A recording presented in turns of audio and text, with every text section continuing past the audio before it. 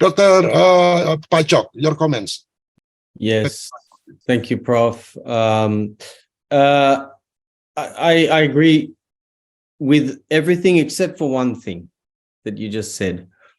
That I wouldn't want it to be. I don't consider Bali to be any more important than any other part of Indonesia. You know, I think the welfare of all of us, all people, should be placed as the number one concern. But you're right in saying that, yeah, there could be, it is a potentially sensitive subject. And unless it is really watertight. And again, you know, I just want to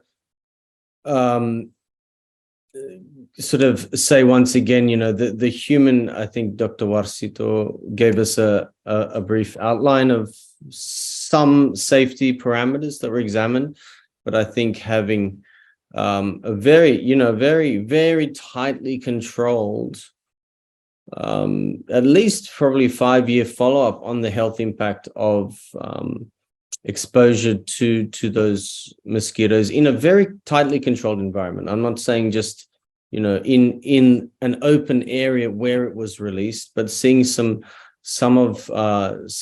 very strong evidence for the safety, because, you know, it's sort of, it's an honorable perhaps goal to decrease disease prevalence. And I've had dengue fever myself. Members of my family have had it, and it's not a pleasant situation. However, you know, touch wood, we were all okay. But yeah, I think we really need to have a strong look at the risk versus the benefits. And if we, you know, there's sometimes an old saying, you know, if it ain't broke, don't fix it. You know, because basically, yeah, it would be important for and again, I speak on behalf of perhaps members of my own family, my father himself, who couldn't be with us today, but he was quite concerned as a community leader to learn more of the details on this. And I'm not just talking about the sales and marketing pitch on it. I mean the real science, because, you know, I am a scientist, and like Professor Uttarini was saying before, yeah, let's talk about the science of it. That's exactly what we want to do. And then we would be able to transmit that to people who had questions about it, and looking at all aspects of the science, including, and I'm very interested to hear also if there's anything else from Dr. Francis Miklam about things, or anyone else from the panel. Would be very interested to hear some more insight into that.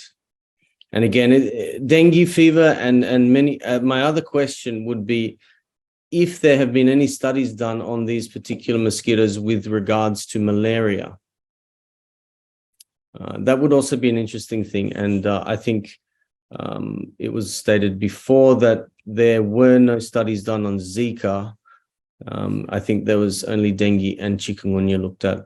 But yeah, I think we need to really also just really rule out the possibility that, you know, there could be any potential for an increase in or the potential for malaria to return to this part of Indonesia. We've been free from it for many years here in Bali, thankfully. So yeah, that's all from me, I think. Thank you, Joe. Thank you, Prof. So actually, you are not so satisfied with the answer from Dr. Warsito. You want the impact to the human health, but in the closed, really tight system with 5 years monitoring. This is what you mean?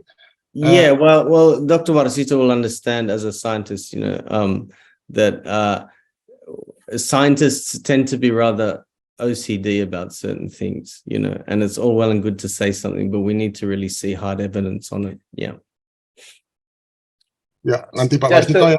Warsito, saya kasih Francis dulu ya, Pak ya. Yeah. Maaf ya, Pak. Francis, you have any additional comment?